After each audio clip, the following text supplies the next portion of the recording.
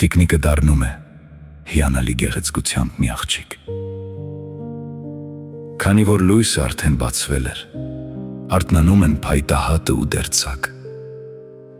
Նրանք տեղներից վեր են թռչում և զարմանքից ու հիացմունքից քար կտրում, տեսնելով իրենց կողքին կանգնած գեղեցկուհուն։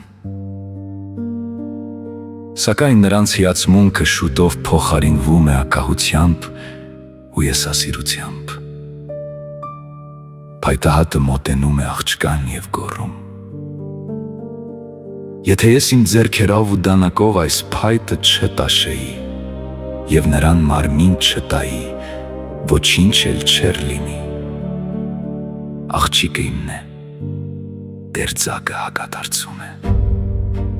«Իսկ եթե ես նրան զգեստ չհագցնեի ու չգեղեցկացնեի, նա պարզապես տգեղ փայտի կտոր կմնար։ Աղջիկն ինձ է պատկանում»։ Տերտերը հանդարտ, բայց հաստատուն ձայնով ասում է. «Եթե ես իմ աղոթքներով նրան հոգի ու կյանք չտայի, նա երբեք չէր կենդանանա։ Աղջիկը իմն է»։ Երեք ընկերները սկսում են վիճել։ Նրանք երկար, շատ երկար են վիճում, բայց այդպես էլ չեն կարողանում գտնել արդարացի ու ճիշտ որոշում։ Իսկ աղջիկը լուր սպասում էր, և այստեղ պատմությունը մի պահ կանգ է առնում։ Իսկ հիմա ձեր կարծիքը հարգելի հետևորդներ, ըստ ձեզ ում է իրականում պատկանում աղջիկը։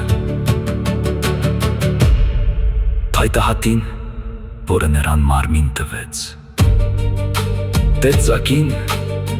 որը նրան գեղեցիկ հագուստ հագցրեց ու զարդարեց, տերտերին, որը աղոթքով տիկնիկին հոգի ու կյանք պարգևեց, թե նրանցից ոչ ոք իրավունք չունի աղջկան սեփականություն համարելու, որովհետև նա արդեն կենդանի մարդ է իր սեփական կամքով ու ընտրությամբ։